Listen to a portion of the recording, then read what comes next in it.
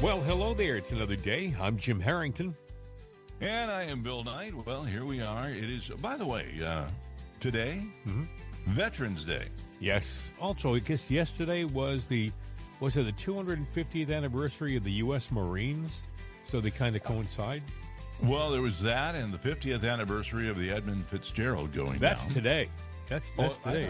I thought that was yesterday the 10th. That's today.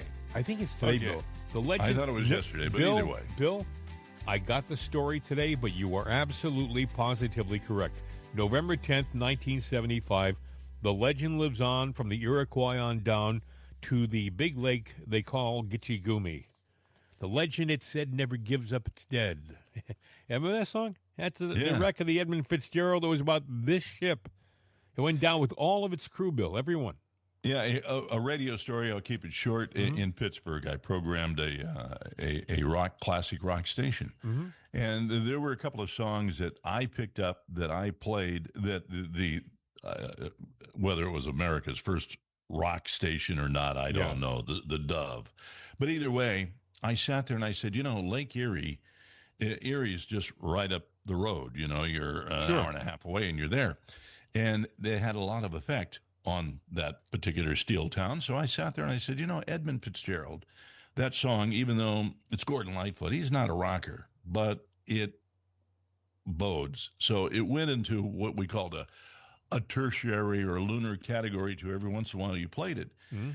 And the guy at the other station laughed at me going, well, this idiot doesn't know rock and roll.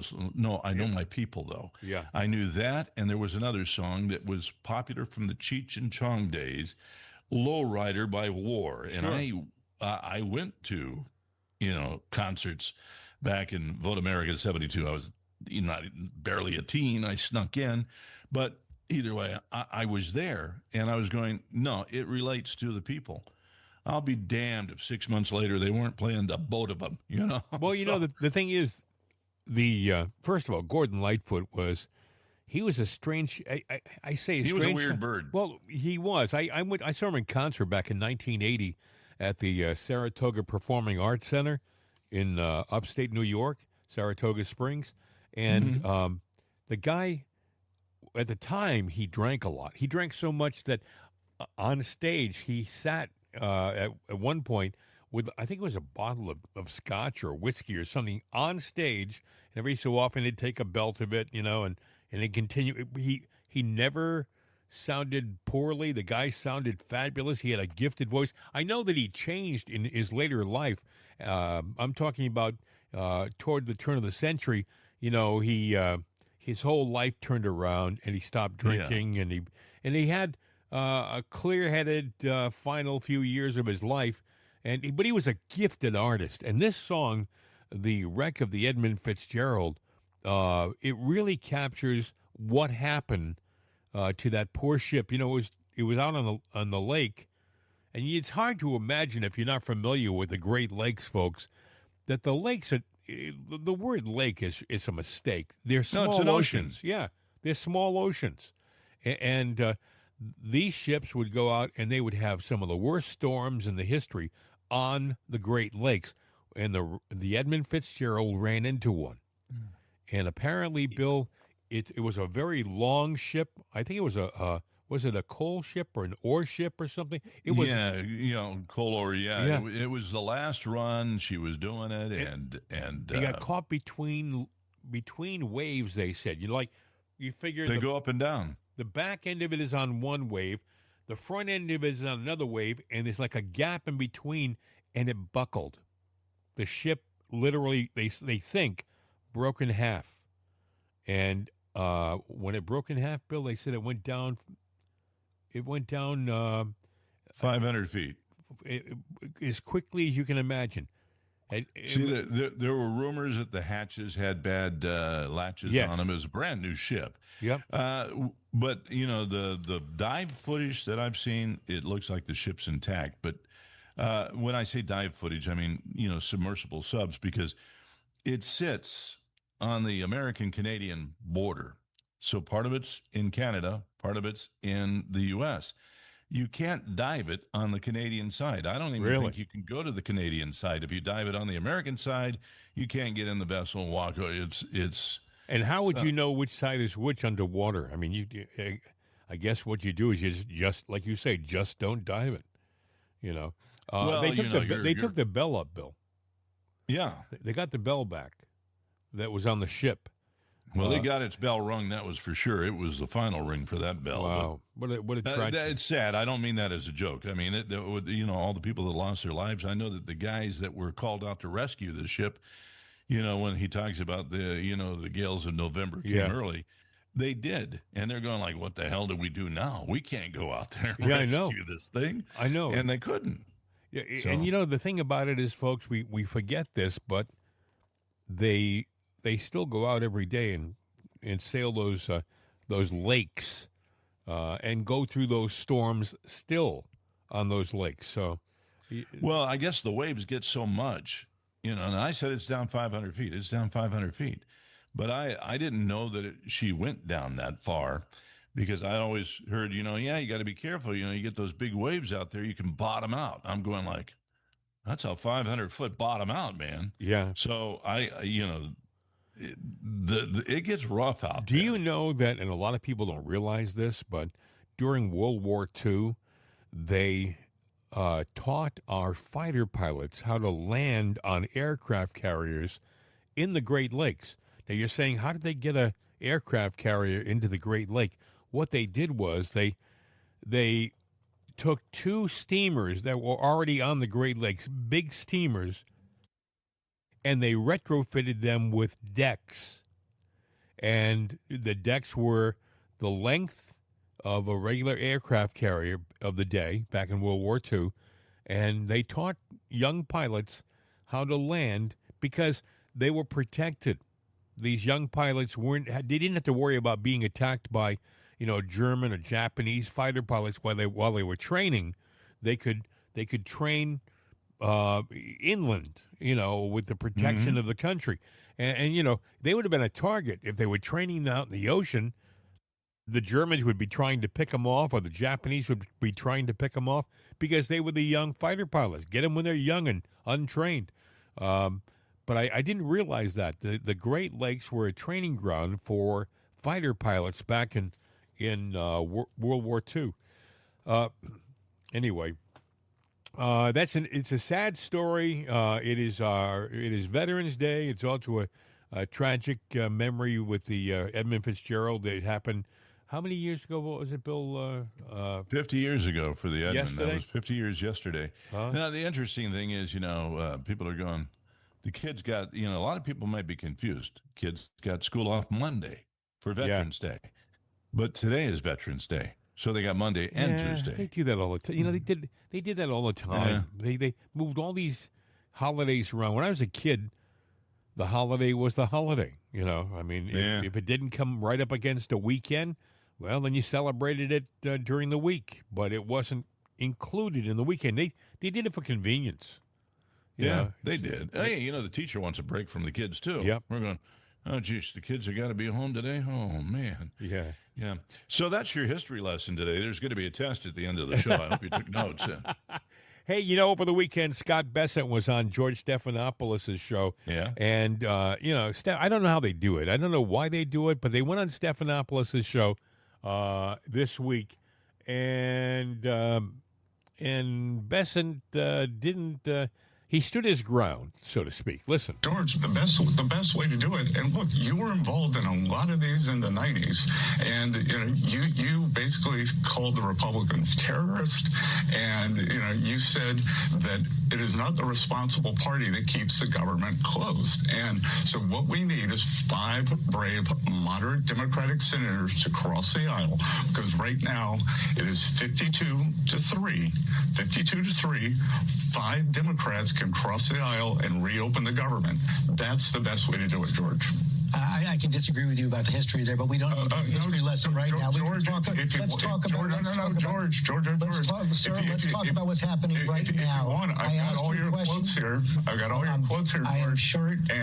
I'm sure you do. And I went back, let's talk about the situation read right your now. book. So you got one purchase on Amazon this week, and that's very much what you said. George doesn't like to be corrected or put in his place. He sure doesn't. He loves to control the argument, and if you're coming back with a challenge, he tries to step over you, talk over you. Well, Scott Bessent was having none of it. He was going to get the last word, and he did. Yeah. And Georgie Pooh was not a happy camper with that one, and too bad Georgie.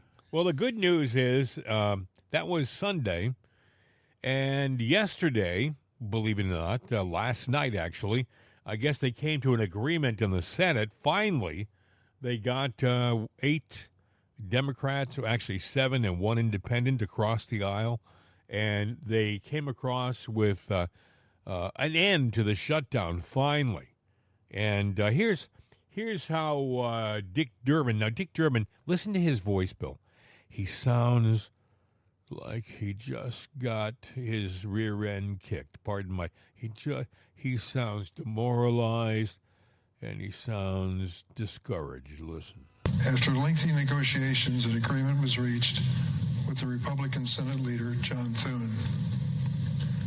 We will agree to open the government until January 30th, 2026.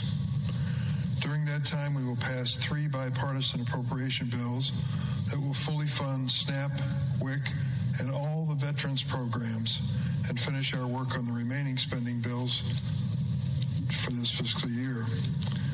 The agreement would also reverse the Trump administration's mass firings during the shutdown and prevent future ones through January 30th. We credit Senator Kaine of Virginia for this provision. Leader Thune has also promised the Democrats an opportunity before mid-December to present a Democratic bill on the floor with proposals to change the law and protect American families from dramatic health care premium increases. It is my fervent hope that this ends up being a bipartisan effort. It would be such an achievement of the Senate to finally return to that status. I've served in the Senate for 29 years, and I've never seen that kind of offer from a Senate majority. During the historic roll call last night, I walked across the aisle and met with Senator John Thune, the Republican leader. I told him that I was counting on him to keep his word on this agreement. He assured me he would. The fate of this effort depends on both the Senate and the House of Representatives. After a 7-week absence, the Speaker Johnson needs to call his members back and join us in the hard work that lies ahead. Many of my friends are unhappy.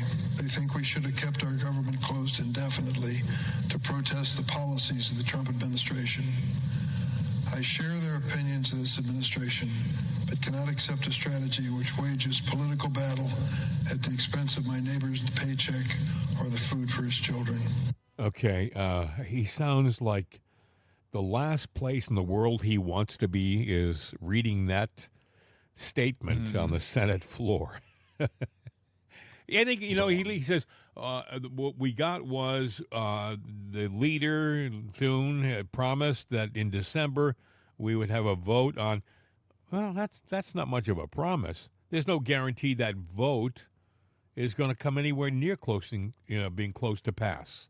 It's just the shutdown has killed our economy, and you see the prices are high. They blame it on Trump, but it goes back to the shutdown, and the only thing you can blame the Republicans on is they didn't take the opportunity to kill the filibuster, which is what you're right. You're absolutely correct, Bill. That's something they got to do. They got to do it now. Yeah, or this is going to be all over again, and the Democrats went along with it because they had to let you come up for a little bit of air and get some air so that you don't see that it is them that are playing the card, and they are crashing the economy on purpose. They will burn this mother down, so to speak, just to get their way, and they don't care.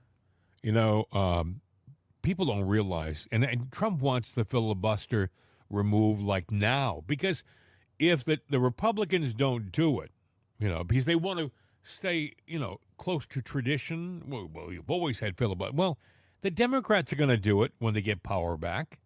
The Democrats are going to get rid of the filibuster. Then you're going to be really in trouble, because then they're going to get everything they want passed, and you may never get back into office again, power again. Yeah. That's what it's amazing. all about.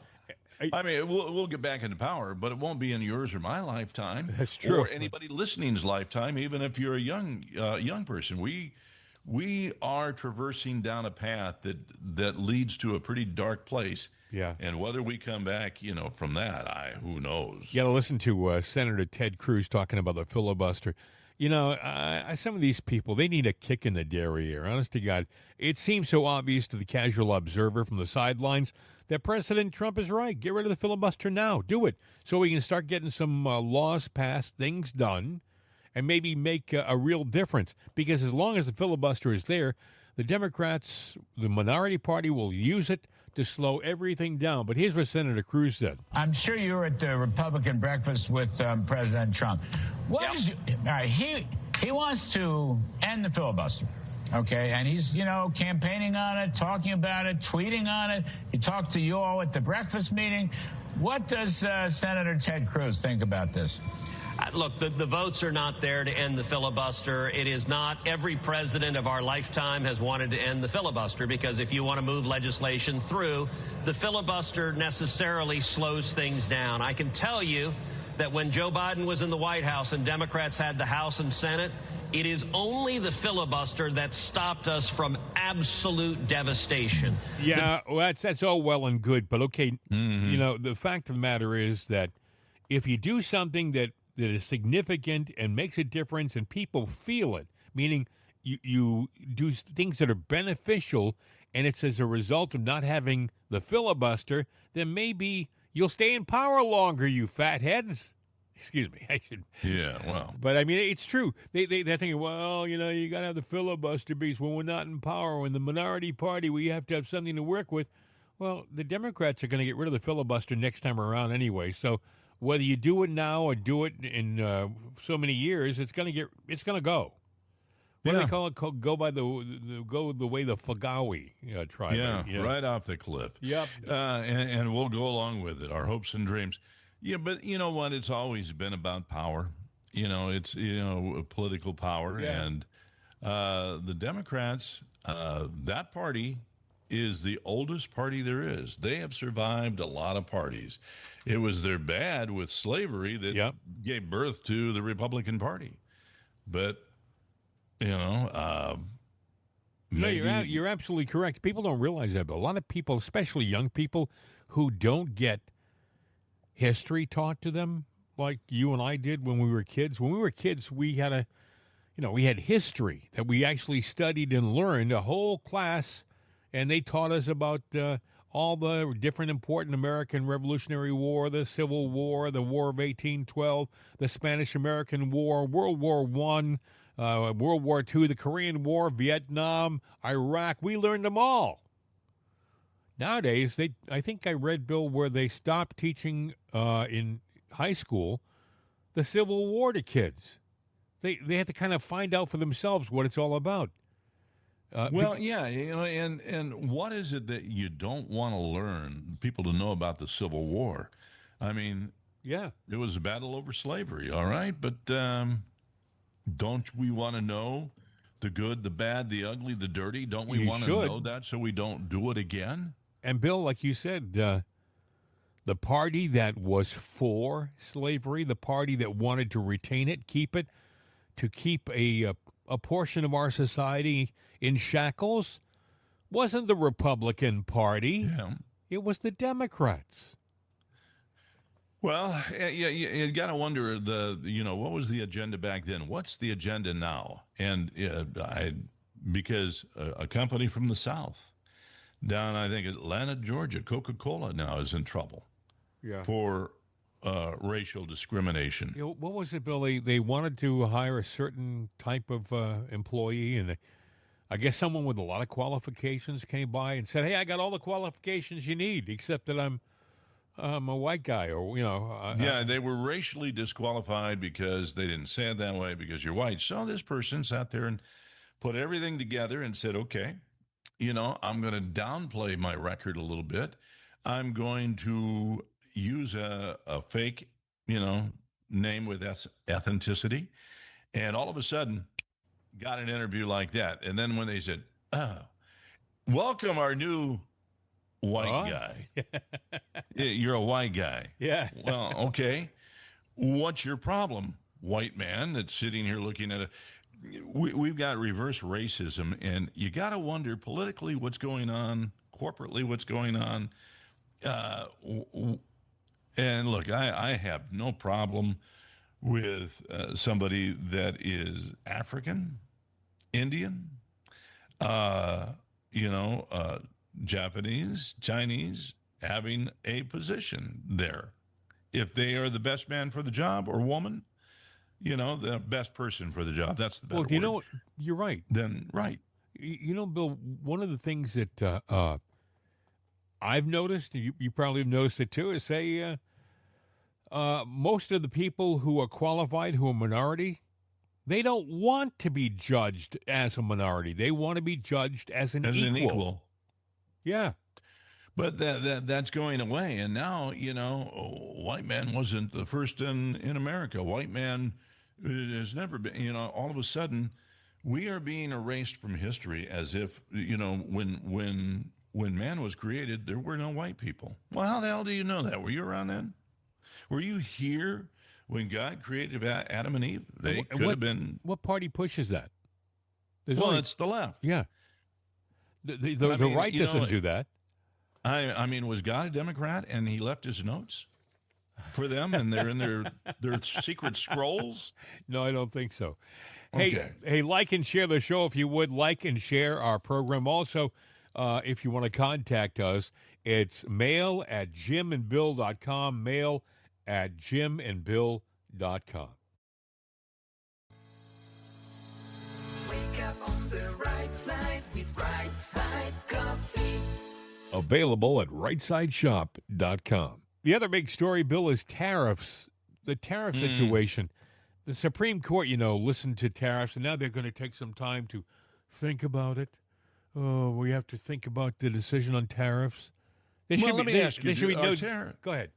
Are tariffs a thing that we've used before? Tariffs have been used. Reagan used it against Japan in his administration. Do other countries charge tariffs on our goods? All the time. So tariffs are a standard. So let's just be, we're not arguing something that is not there. It's like the stars in the sky. They're up there. They're out there. This is something that is there, that is not new to us. Imagine going to a football game and one team plays by one set of rules and the other team plays by another. Maybe one team has more stringent rules to follow. The other team has no rules to follow.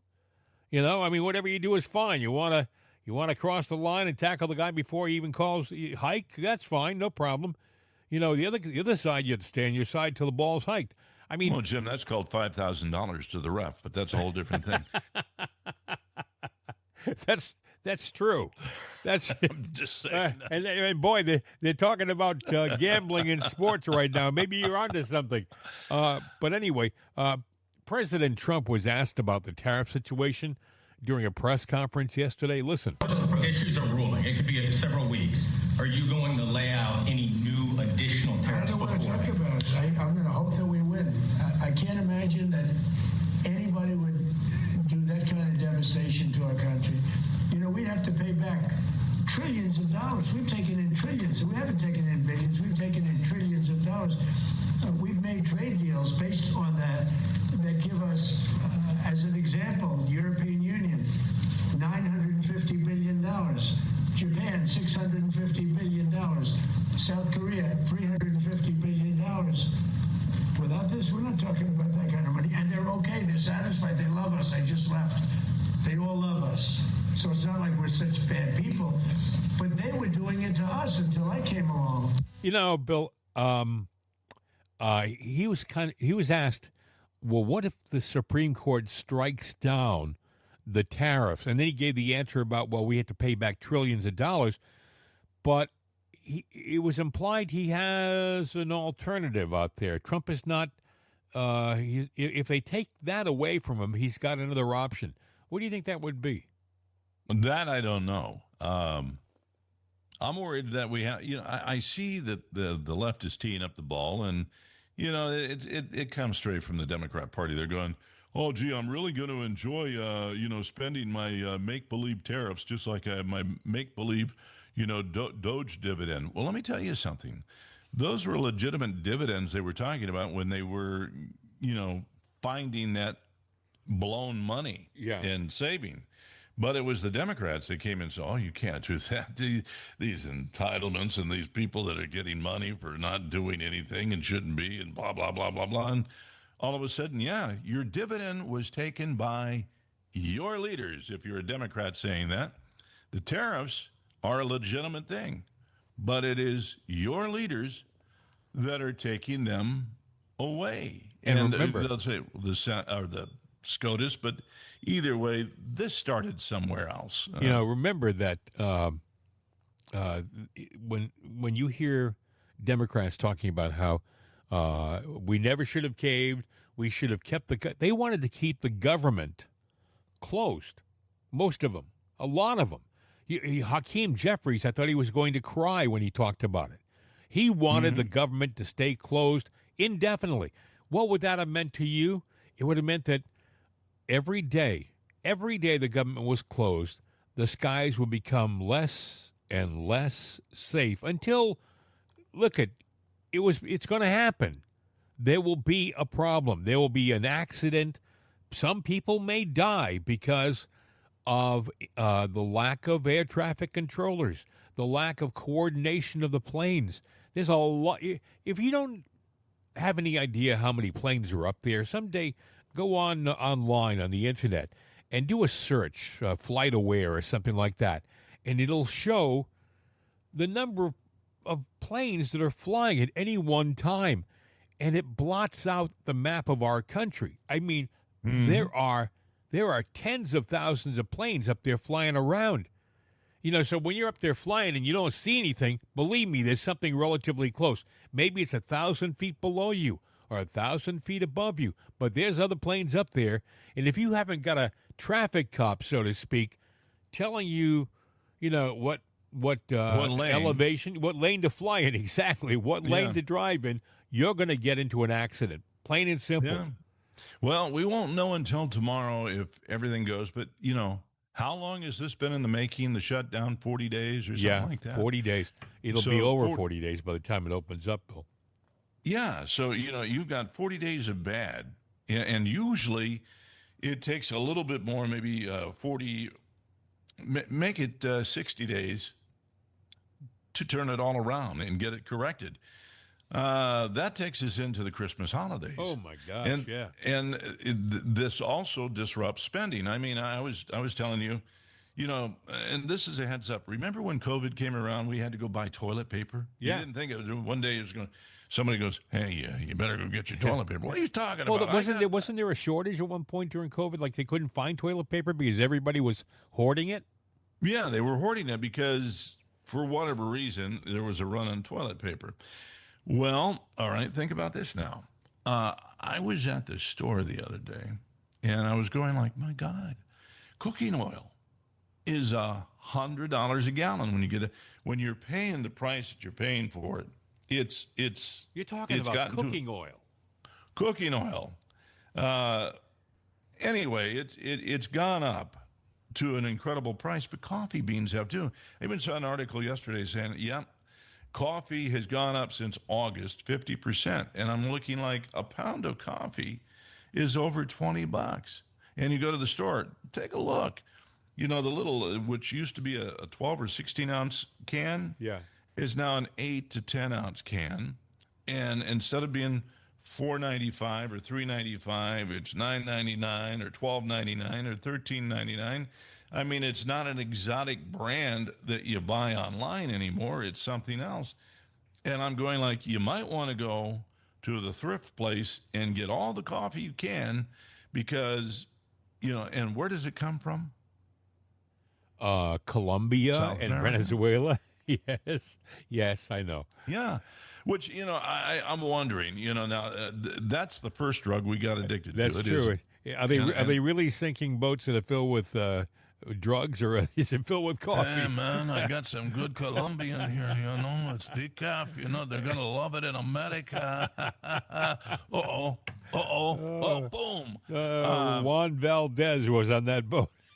But, the coffee thing, we've gotten so used to doing certain things. And, James, go get my luggage, please. We've a la carted a lot of things. We can grow coffee beans in Hawaii, Puerto Rico, California, different areas in the country. Yeah. And we could do it quite well. As a matter of fact, it would be very lucrative to do that. So I would encourage somebody that's, a little bit brazen that'll say, you know what, I'm going to go against the norm. Maybe even in Texas. I don't know. Well, but, I imagine they could take some of the Everglades and then maybe make them into coffee plantations. I mean, the Everglades is like a vast wasteland. It's got moisture. It's got sunshine. And there's a lot of area there. Like I used to live in Sawgrass down there, right around Sunrise in Fort Lauderdale. Yeah. And that was all under the ground. There is coral reef and ocean. Yeah. They had filled it over.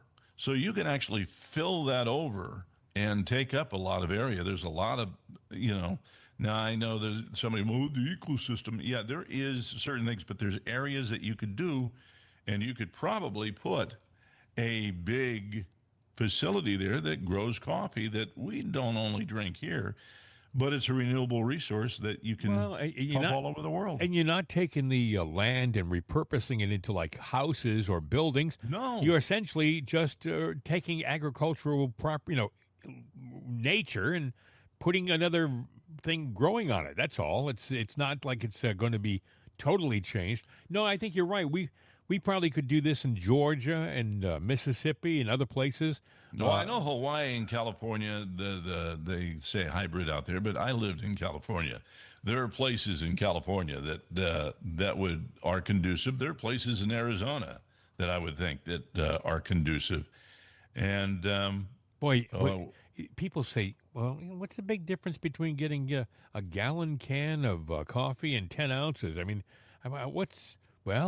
you do that with several 100,000 cans, and you're talking serious money, Yeah. So why can't we do it here? I'm just saying, but right now there's a problem. And, it's only going to get worse going into the holidays and everything else and the flying. I don't know. There was Democrats, even when they're at their worst, they have meetings and they have an agenda.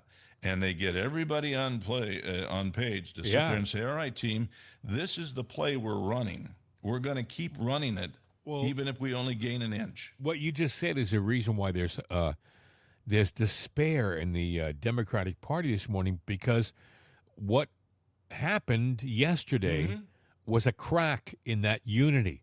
Up until yesterday, you could count on the Democrats to hold arms and march lockstep. They didn't break ranks, and that was what they were known for. We talked about it on this program many times. That you can count on a lot of things, but specifically when it comes to Democrats, you can count on them voting as a unit, as a block, being together. That broke yesterday, and trust me, that is the thing that's upsetting them more than anything else, because it's a crack in their armor, and it may bode poorly for them down the road. They were just talking about the success they had in their elections in New York and New Jersey and Virginia. But in all honesty, folks, those were areas that should have gone Democrat no matter what. They would have always been Democrat. Yeah. Absolutely. So it wasn't like the Republicans lost a seat. And boy, Bill, talk about buyer's remorse. I don't know whether you've been following the New York City situation, but, as soon as Mangiani, whatever his name is, I always mispronounce it, but everybody does. I don't feel alone. Mandani, yeah. Yeah. As soon as he was elected, he Took his he mask did off. he took the mask off. It was an about face. He went from being charming and lovable by everybody to I'm in now and you can't do a damn thing about it. And that attitude is a reflection of, I guess, how the guy really is. He went, and I haven't got the audio, but he went, took right off and went to some mosque or someplace or some Muslim prayer meeting. Did you hear that? And he was wasn't the guy ranting about things and and they were he was ranting with them. This is the first time I've done this since I was mayor, and then he started speaking in Arabic, which is fine, but I couldn't help but think when I was listening to this, these people 24 years ago, they were attacked by similar people, and now they're voting him into the highest office in the city. I mean, what the hell is going on? And I know what's going on, Bill, and no one's talking about this even now. It's that they allowed people who shouldn't vote into the city by the tens of thousands, and then they allowed those same people to vote because they didn't check their backgrounds. Well, I'm wondering, with Mandani and stuff like that, not going to get into the Muslim thing, but, there's a good side and bad side to everything. They have their good and bad side. So, because they like to go, well, look at Dr. Oz. He's Muslim. We never had a problem with him. No, we didn't. He's a good guy. And I'm not a Mormon. Glenn Beck is. I worked with Glenn Beck. I don't believe in, that faith either, but doesn't make them bad people, but there can be bad people or players in everything. Yeah. And there are bad players there. Mandani is part of the radical side. I think that's the easiest, best way I can say it. And I think they call them Islamist, whatever And that's how they identify themselves. Yes. So what I'm wondering is why all of a sudden we're making hay out of this, and it's the left that's doing it, and people that don't know and understand. And I would say do your research on it, and you got to do a deep dive. You can't trust AI.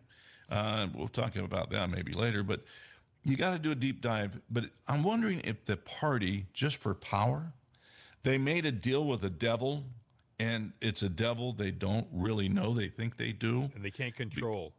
They can't control. And if that's the case, we got a real problem. Yeah. Well, that's a good point. I do think that New York is in for 4 years of difficult times.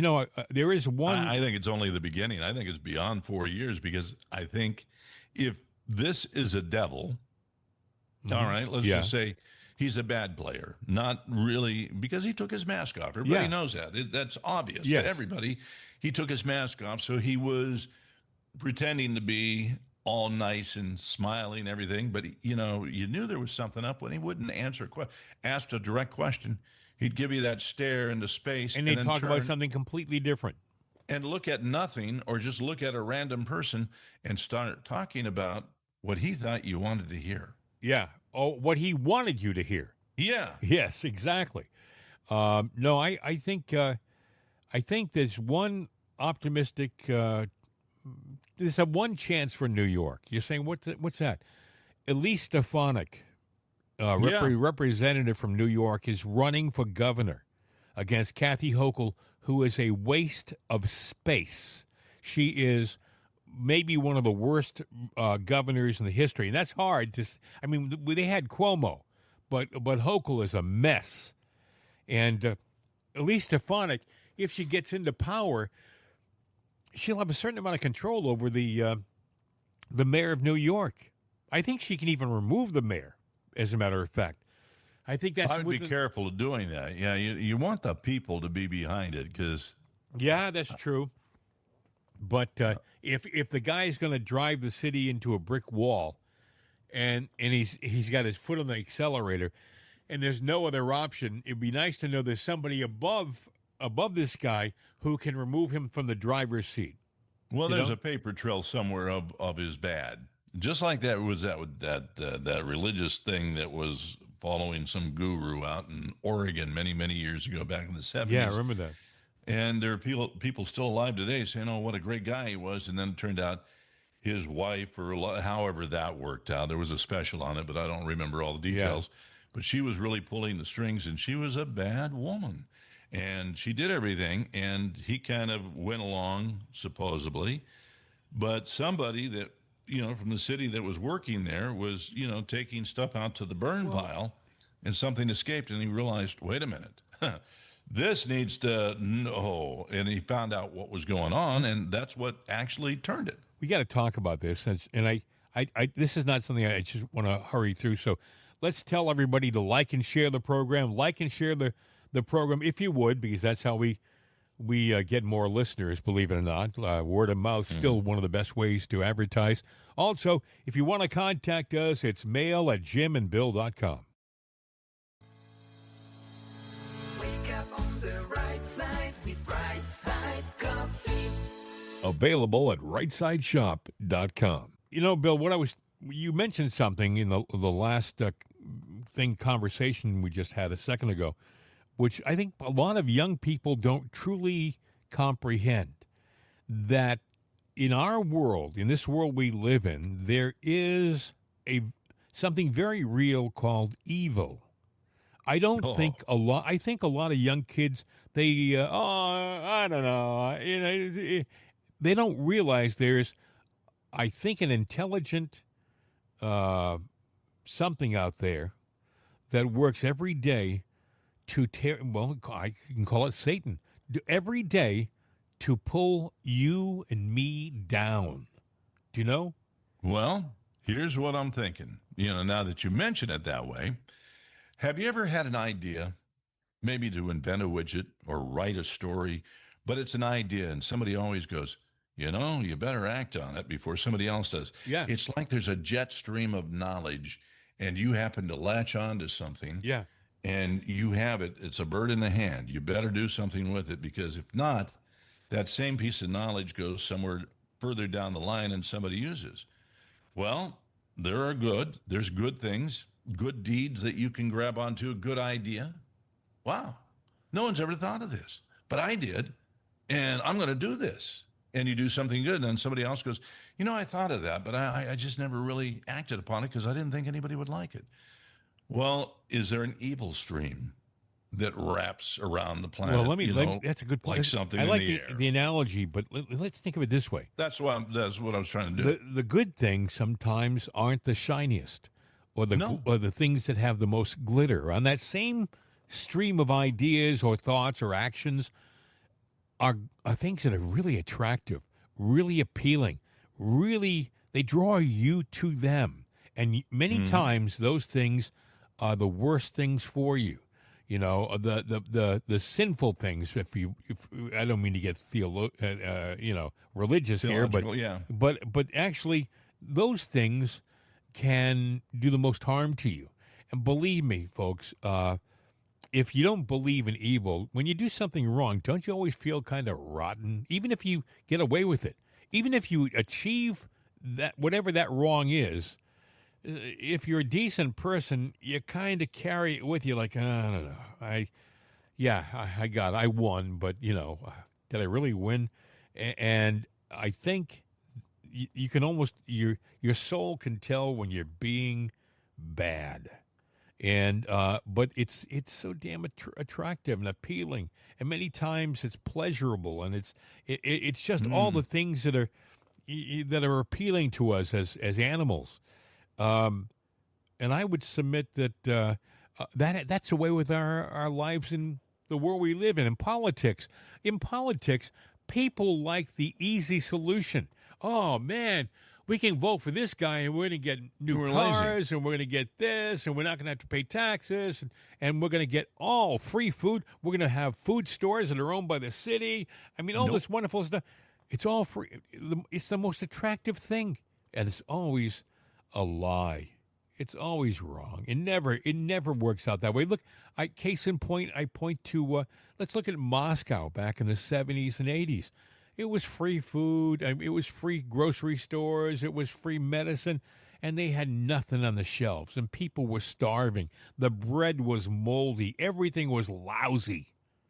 And that's what we're up against right now, even in our beautiful country, in this beautiful land. And by the way, folks, Russia is a beautiful land. When I was a young man, they tried to make it out to be drab and cold. No, there's beautiful architect there. There's actually nice people. You know, you can't say that everybody's bad in a nation. You can't. Well, I'll give you an idea, Bill. Back in the 80s and 90s, when Apple started its advertising campaigns, you probably remember the advertisement I'm talking about, but it was a Super Bowl ad where they were talking about a new product they were selling, and they wanted to compare it between a product being made here in the U.S. and a product like from Russia.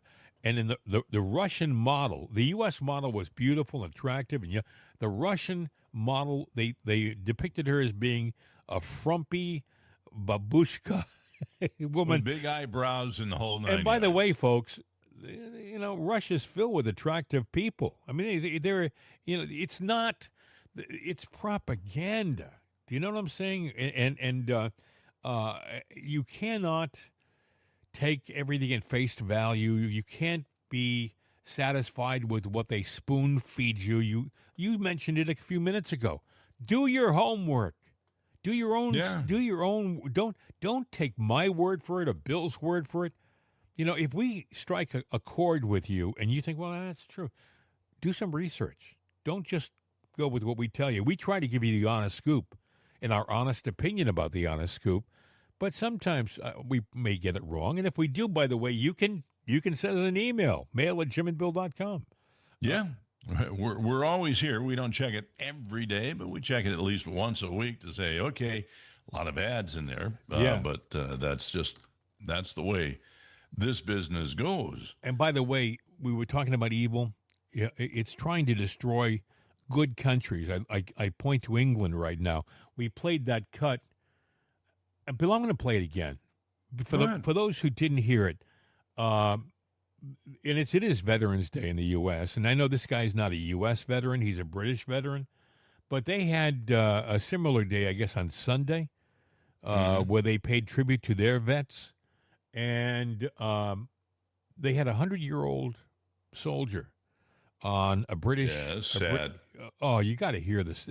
This is tragic because this guy saw, as a young man, he saw many of his friends literally blown to pieces and die in war.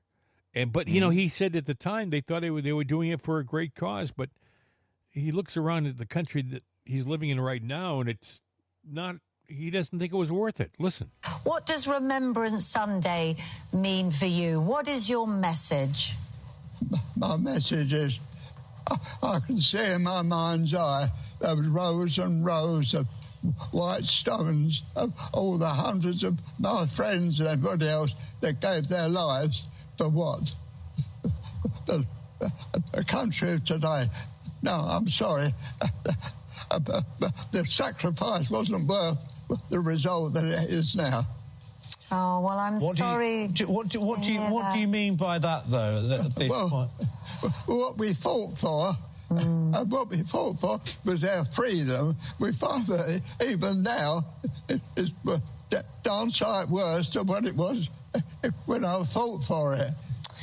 Oh, Alec, I'm sorry you feel like that, because I want you to know that all the generations that have come since, including me and my children, are so grateful for your bravery and all that for service personnel. And it's our job now, isn't it, to make it the country that you fought for. You absolutely fought for. Is it. And we will do. We want to... I'm so wonderful to know there are people like you that can spread the word around. We will do. Younger generation. And I guarantee that everybody watching at home will be wanting you to send lots of love. We've got another little bit special thing for you, Alec. We've got the D-Day darlings here. Come on over, guys.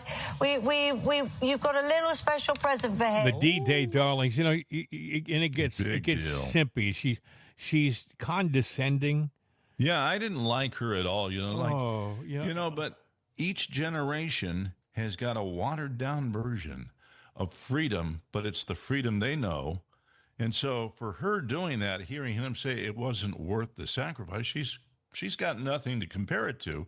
So, she should have opened up her ears, her brain and her heart a little bit, going, well, what's different from then to now? Her co-host had to step in and kind of stop her initially because she was trying to, well, isn't that too bad? Oh, darling, hey, wait a second. You've lost your rockers, so. Yeah. This guy, this 100-year-old guy, he wasn't confused.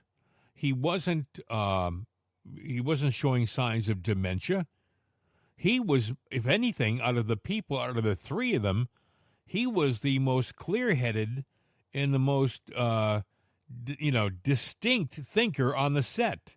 The guy knew what he was saying, and what he was saying was true. Look around Britain. Look around Britain right now. It's filled with strangers who the country's bending over backwards to accommodate them, and in doing so, it's turning its back on its native people.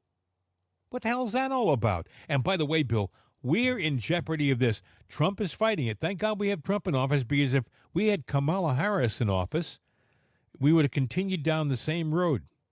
Absolutely. See, I don't know how Britain gets away with, what's going on there. You talk about they're letting people come in and take over things, but they have a right to work status there. Let's say that you have a project for an American company that's going to go over to Britain and do something. Before you go over there, no, you don't need your passport. You need that too. But you have to have a work visa that you have to apply for. And if you don't have that, you can't work there. So how are these, how's it working? You've got people that have taken over that their religious values are different. I'll put it that way. Their customs, their life customs are different. Yeah. And they just come over and they take foot. I almost look like evil. It concentrates in the big meccas, the heart of, your local democracy, whatever, but filtering out to the mainland, the farmlands and whatnot. Maybe we're sheltered from that. Well, the closer we get, the more evil it gets. They have it in France right now. If you go to Paris, they got the same problem. They got the same problem in Madrid, in Spain. They got it in Denmark and Sweden. It took hundreds of years. I mean, at one point during a certain period in history, Spain was controlled by the Muslims. They controlled Spain. A lot of people don't realize that. And then they had, was it Charlemagne or whatever? There were battles and they were fighting even back then. But it was an active, bloody campaign. This is totally different right now. This is, as opposed to those days when they were fighting to take the property. Now, thanks to the left on all these different countries, they're just opening the door. Come on in. Well, I think what stopped them was some of the Industrial Revolution and everything, because they could come up with modern things to fight them. They didn't go away. They just regrouped, came back, and so now what they have to do is infiltrate. Infiltrate, and what you said is interesting. It really never, for one side, the battle never stopped. Right. Yeah. They had to rethink it. Yes. And they're going, well, okay, this is a whole new game. So now we've got to go in and infiltrate and take it over from within and, eat our way out. It's interesting because for one side, it became history. Oh, well, that's over. But for the other side, it wasn't over. It was like, okay, we'll figure this out. It may take us a few hundred years, but we'll get in there and we'll get control. And they are getting control, folks. They're doing That's why it makes me so angry. I'm not angry at Muslim people in general, but there are two sides of the faith. And look, we have atheists. I'm sitting there going, geez, we've got our own set of bad out there. But again, I would think that I would look at it as the Muslim religion. It's fine. It's the Islamists, the terrorists. They're the problem, and they're a faction. They're not the whole thing, you know. And I pray to God we come to some sort of resolution, and I do want it to be peaceful. I don't know how. I don't know how we're going to do it. Here's my challenge to an Islamist is that you got to have a sense of reasoning to where do you sit down and talk? What is your negotiating point? Yeah, or do you just keep fighting? Or do you just keep fighting until either you are gone or I'm gone? Yeah. And then do your kids keep fighting my kids? Yeah, because if that's the case, then well, I'm not going to say that, but I'm just saying, it's like, do you really want to be a part of that kind of world? Well, if that's all it is a hate. Yesterday out in California, in Berkeley, there was a Turning Point USA event. Oh, turn to hell. Well, the event was great. The inside the event was great. Everything went well inside. But outside. Yeah, but if you looked at the pictures of the crowd, it was a lot of those Antifa scarfs. It was. They were out there to cause trouble. They were out there to create a scene for no good reason, because if you look at all the other different events that Turning Point USA has had, with the exception of the tragedy in Utah with Charlie Kirk, they've been peaceful, they've been respectful, they've been successful. And this was staged to destroy that whole image. Of course, they did it at Berkeley, too, which is noted for its problems. It has been for decades. But Antifa terrorists were out there raising hell, and it got violent, Bill. It got violent. It wasn't. It wasn't a simple little protest. They started throwing stones and attacking the police. Well, let me ask you this. I mean, it was a nice rally inside, but outside, it was chaos. Do they keep doing this chaos outside and even try to break inside just to make it disrupt to where finally cities go, you know what, Turning Point, you're really a nice group and we really wish you well, but you can't do anything here because we don't want the violence that follows you outside. That's very well said. You're absolutely correct. Well, I would love to have you on our campus, but we saw what happened in Berkeley, and we can't have that with our kids. Can't have that. So, good luck in your endeavors. Just not here, and that may happen. A sad day. That may happen. Yeah, that's a good point. Exactly it. And then who won and who lost? Yeah, exactly right. And these same people in this protest, in this riot, they were yelling terrible things about Charlie Kirk. Charlie Kirk he had an opinion. He was a conservative. He was a father. He was a good husband, and he was a young man with a dream. And it may have been different than yours, but he didn't break any laws or do anything bad. He just expressed his opinion articulately. And for that, he was murdered.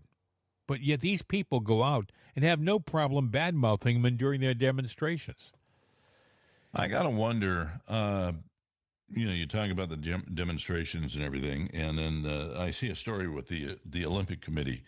They have decided now to ban, or they're moving to ban all transgenders. So transgenders in women's sports. I'm going, here we go. Yeah, it's about time. But that's going to be a thing because a lot of the, Charlie Kirk included, a lot of the assassinations out there have been traced back to transgenders.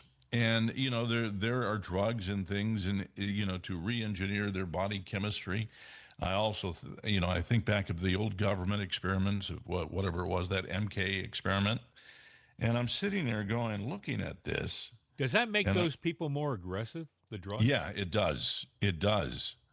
And see, and I'm going like, not that I don't agree with it. I do agree with what they're doing, but I'm going like, and so it begins because they're basing this on science. They don't want to hear about that science. They want to hear about there is no such thing as gender. Yes. What gets me is it took them this long, and they had to have like a confab, a discussion.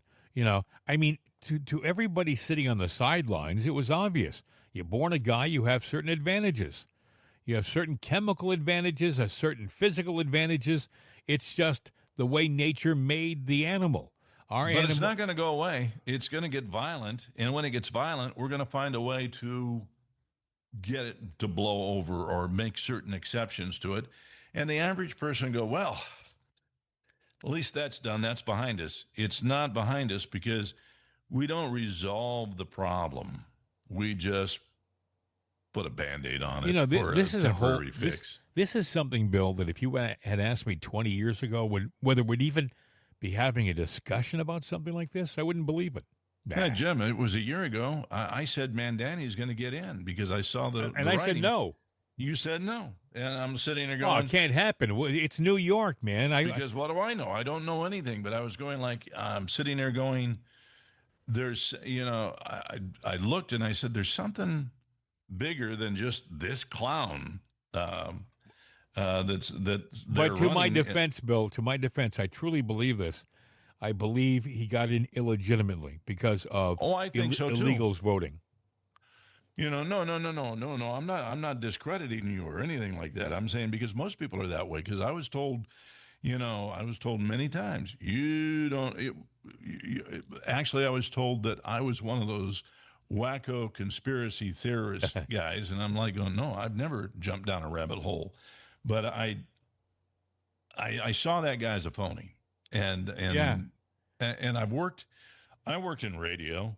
And if there's any place, and you know this too, we worked together at a company where there were a lot of phonies. Oh, well, that's, folks, what he's saying is true. And I did see this early on. The guy was a phony. The guy was, like you said, he would get up there with his artificial smile, and he'd say all the things that everybody wanted to hear. And he was the most disingenuous guy you'd ever want to see speak. And I saw it. But, I would talk to people, especially women, who would say, oh, he's handsome. And I'd think, what? He's handsome? But they would see him as handsome. And I think a lot of women did. And I think to this day, a lot of young women vote that way. Oh, he's handsome. Well, a lot of people look at Hollyweird. Yeah. And you look at all the stars that had nice facial features. If they were losing their hair, they would get that fixed. Their teeth aren't what they should be. They get that Hollywood smile, perfect teeth all the way across. They all do. You see that because we expect that. And you go, boy, I'd like to have his genes because look how perfect he is or she is. And it's not. You're no. Right. Yeah. It's like, it's a facade, like when you watched old Western movies and go, yep, that's, what was the name of that's Dodge. Yeah, that was a nice Western little town there. It's storefronts. It's behind it are 2x4s holding up that storefront. Yeah, it's Hollywood. It's these people. All image and no substance. That's it. It's just, a good wind or a match will take care of it. Well, I hate to say this, but look at some of the Hollywood actresses who, like 20 years ago, had collagen put in their face, and at the time it made them look attractive and young. And you know what happens over the years?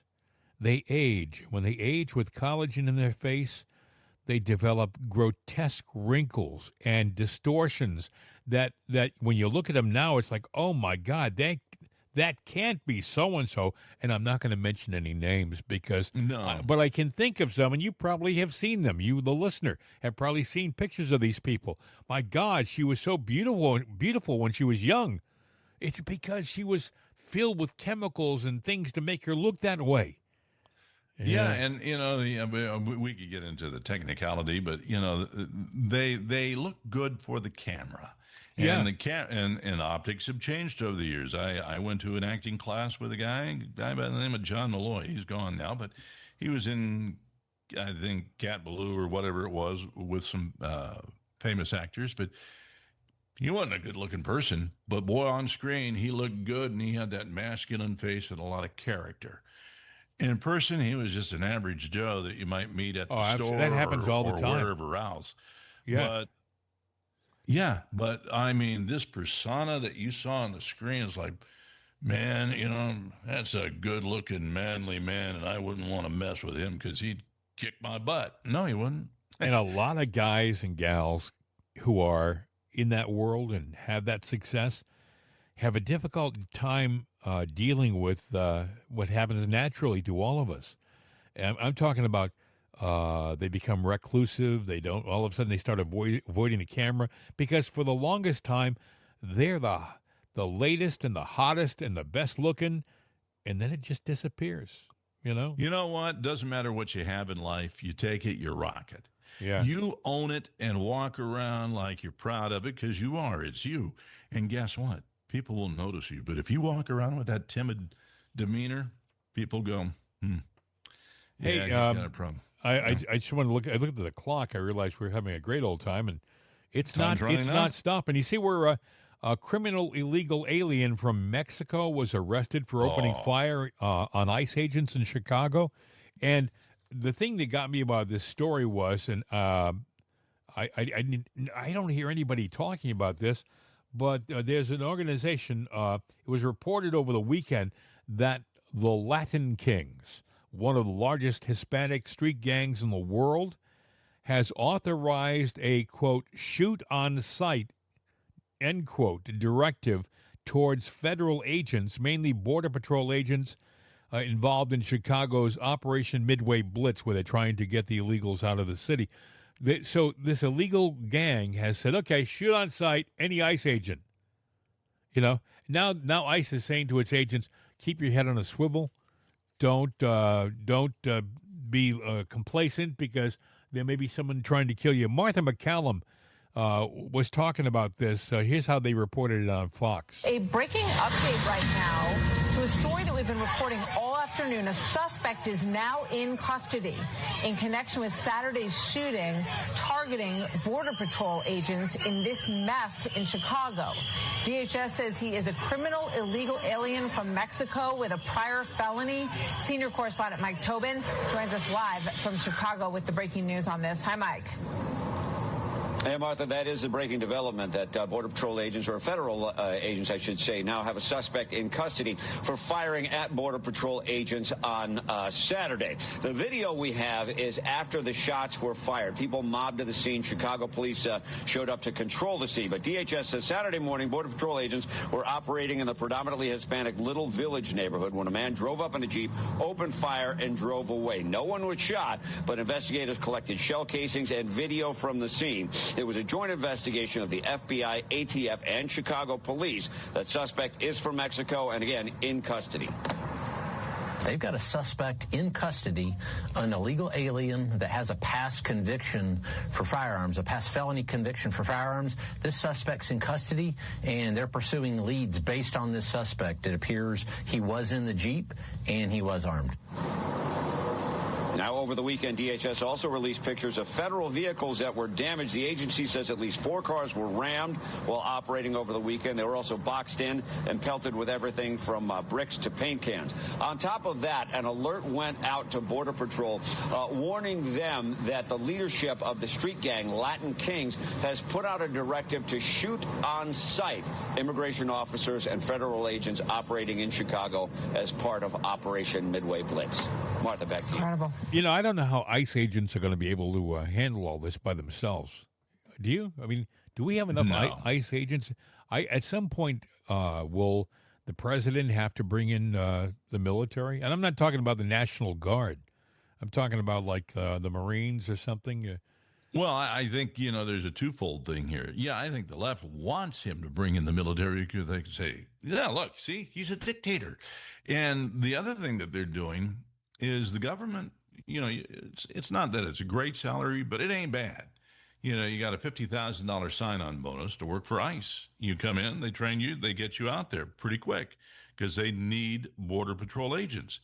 But with everything that's going on, would you really want, is $50,000 sign-on bonus worth becoming an ICE You have agent? a whole faction in our country on the left who they don't want you to protect yourself by wearing a mask. They want to see your face so they can identify you, the law enforcement officer, and jeopardize not only you but your family.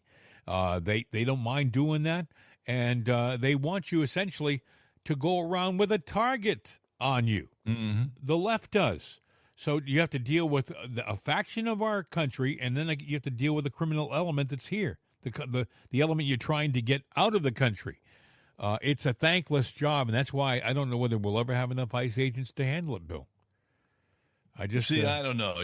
They tie your hands all the time, and it's tied in favor of the bad guy. I mean, forget about ICE. Just think about your place. Yeah, I'm sorry, Jim. You got to put a sign out front with your picture on it that says, here I am. I have guns in the house. The key and the combination are either written on the door or the key is taped to the door so you can come on in. I'm in the back right room of the house so you know where to find me. And in other words, we have no rights, but they have rights. And here's the combination to the safe.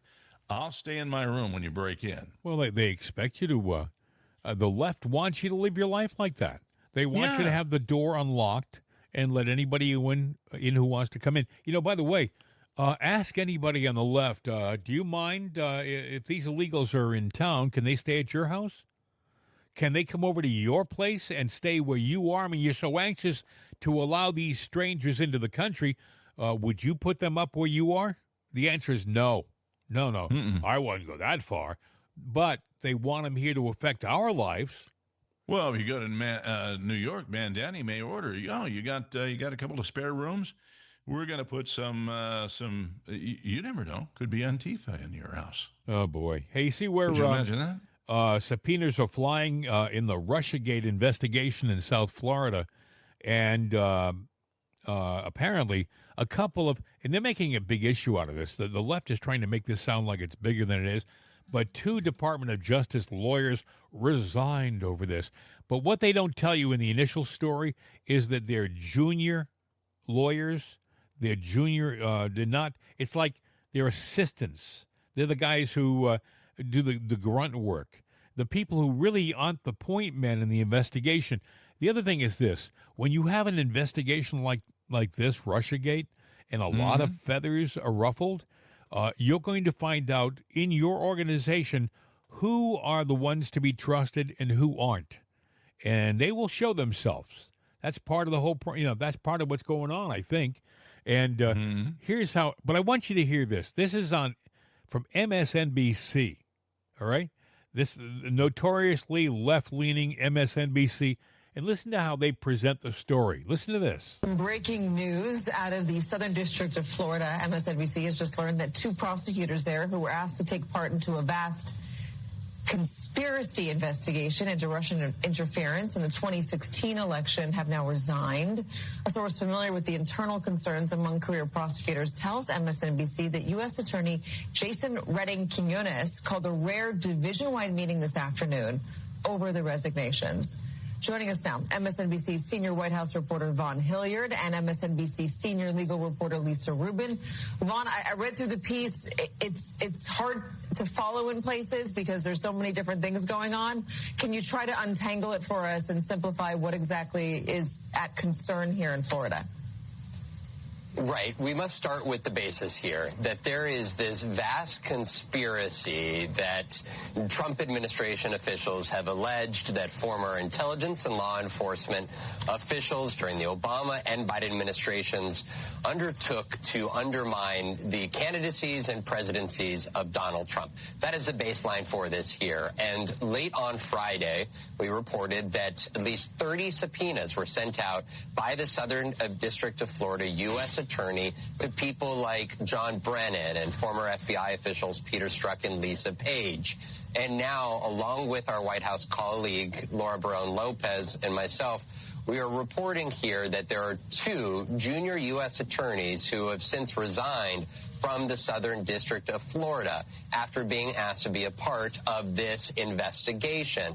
I am told that one of the individuals who resigned, quote, felt like there was something they could not take part in because it would violate their ethical responsibilities. It is worth noting here that these were two junior U.S. assistant attorneys. I am told by somebody familiar that it would not be ordinary to have these junior U.S. attorneys, assistant U.S. attorneys, be called up for such major investigations like this. We have also learned that the individual that signed off on these subpoenas was the number 3 at the Southern District of Florida U.S. Attorney's Office. Now, this is abnormal. This is the executive assistant U.S. attorney, because usually somebody in leadership doesn't sign off on indictments or subpoenas. Think back to when it was odd that Lindsay Halligan signed off on the indictments in the Northern District of Virginia, for instance, because she couldn't find any career prosecutors in the office to move forward with the indictments themselves. And that is what we are seeing down there in the Southern District of Florida, that the number 3 in the office is the one who signed off on at least some of these subpoenas. Now, that is what led this afternoon, we are told, to the U.S. Attorney of the Southern District of Florida, the Trump-appointed Jason Reddy-Quinones, to call a unit-wide meeting of 2 to 3 dozen prosecutors in the Major Crimes Division here this afternoon to address the concerns stemming from not only the investigation, but also the resignation of those 2 attorneys who were asked to be a part of the investigation. We still don't know the full scope of this investigation, but of course President Trump has explicitly called for the jailing of Barack Obama, to Clapper, to a series, a litany of other individuals, and we know that there is an investigation that is ongoing. Subpoenas have been sent out, and at least 2 assistant U.S. attorneys have so far resigned down in that district where this investigation is being conducted. You understand something, folks. There are probably dozens of attorneys involved with this investigation, and it would be like 2 law clerks quitting at the DA's office. Do you know? It's like, well, I can't be involved with this. I mean, these are 2 junior attorneys who they may just have graduated from law school, and all of a sudden they're making an issue out of it. If you heard the way the anchor just introed that story, 2 alleged conspiracies, it was like, oh my God. No, if you pay attention to the story, it's factual.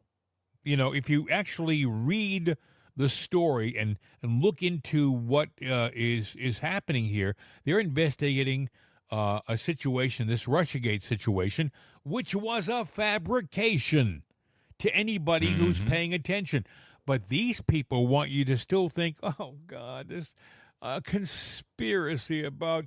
And by the way, did you notice they didn't say President Trump? They said Donald Trump. No, that man is the president of the United States of America right now, and he should get your respect, but not at MSNBC. No, they're doing this because it's a jab. They want to poke him a little bit in doing all that. And they're using linguistics and words and stuff. They're rewriting things there. These are facts. But, they're taking that and saying, it's a conspiracy theory. It's not real. It's happening in Britain. They got caught with the January 6th thing, where they took Trump's words and they misrepresented them, and all of a sudden, well, here's what he said, but that's not what you said, and they're Bill, with that edit, what people don't realize, they took a piece. He spoke for about an hour. President Trump did on January 6th at the rally. They took a piece from the front end of the rally, and then took a piece from the end of the rally and put it together to make a complete sentence and thought that was a lie. That was a lie. But it happened on foreign soil by a foreign agency, so they are not accountable. But you know what? The CEO of the BBC and somebody else, the president, the news, they got fired. Good. And now Trump says, I want a retraction. I want BBC to do a complete on-the-air retraction, or I'm going to sue them for billions of dollars, which I guess he can afford to do. He's got the money to hire the British law firms to sue for defamation. And by the way, U.S. election interference because it happened during an election period. It happened before the U.S. elections, believe it or not. Boy, it's a bad look for the Great Britain to sit there and be involved in some way because that's state-run, state-owned radio there. Yeah, it is. BBC. Yeah. So that means that's government control. That means de facto that they were involved with misinformation, interference. And they're trying right now to create a good, warm, neighborly relationship with this administration, and that's not the way to do it. One more thing, Nancy Pelosi's daughter is launching her own political career. She announced she's running for office in California. I guess she figured, hey, Mom made a lot of money doing that. I'll pick up where she left off. Yeah, she's going to run, I guess, for the House in California. But that's just the beginning. If she gets in there, it's one Pelosi step, and before you know it, she'll be in Washington. Well, okay, she runs in 2026 for the House there. How long is the term? I think it's 2 years, Bill. Just in time to step into Congress and get her name out there. Yes. It's funny how that works out, isn't it? Yeah, my goodness. Yeah, the replacement. The other story in the news, I guess Trump is trying to get the Supreme Court to throw out E. Jean Carroll's sex abuse verdict, which, he brings up, valid points about her. There were no eyewitnesses, no video evidence, and no police report or investigation. And they changed the law. And they changed the law in her favor. Instead, she waited more than 20 years to even make any kind of claims. Yes. And it was after he was president because she could grandstand and use his presidency because she probably had never even thought about it. Well, she actually said to somebody that she got the idea from an episode of Law and Order. Yeah. So, I mean, come on. How gullible. But Bill, is the left, but will the Supreme Court listen to this case? I don't know. Well, I'm sure Ketanji, and if they could all do as Ketanji does, but you got. Yeah, she couldn't describe what a woman was when she was at the hearings for her nomination. Well, but I can tell you this: if she could describe a woman, it wouldn't be Jean Carroll. I think you're right. Hey, saying. A reminder, we're going to be away for a couple of days. What we may do, and I'm not really sure yet, but I may be able to piece together some little mini programs that we can put together. Truth bombs. Yeah, and then we may drop them Thursday, Friday, Saturday, just to keep you placated. But I just don't want you to think that we're disappearing for any reason. We're just going away for a little bit because we have other responsibilities. But we should be back, all things being equal, no later than Monday, I would think. Yeah, what time is Air Force One coming to get you? I think it's picking me up about 2 o'clock. Yeah, I think you're first. I'm the second one on board. All right. So. Well, I'm closer to Washington. Yeah. Leave some of those presidential snacks for me, too. I will. Maybe not. Anyway, with that, I hope you have a great week, folks. And Bill, I hope you have a great week, too. And we'll see you guys hopefully on Monday. Sounds like a plan. Somebody's going, what? What? We can't say anymore. It's a secret. It's top secret.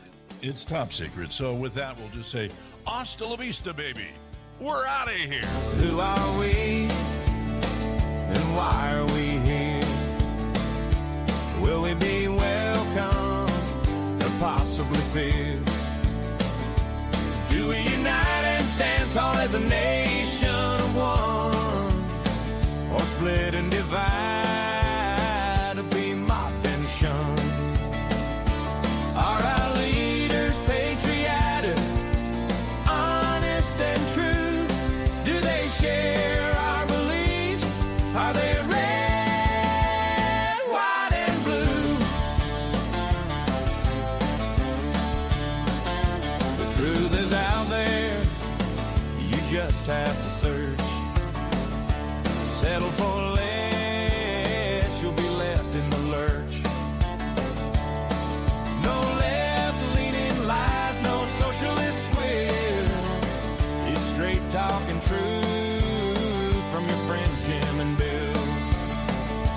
Are our leaders patriotic,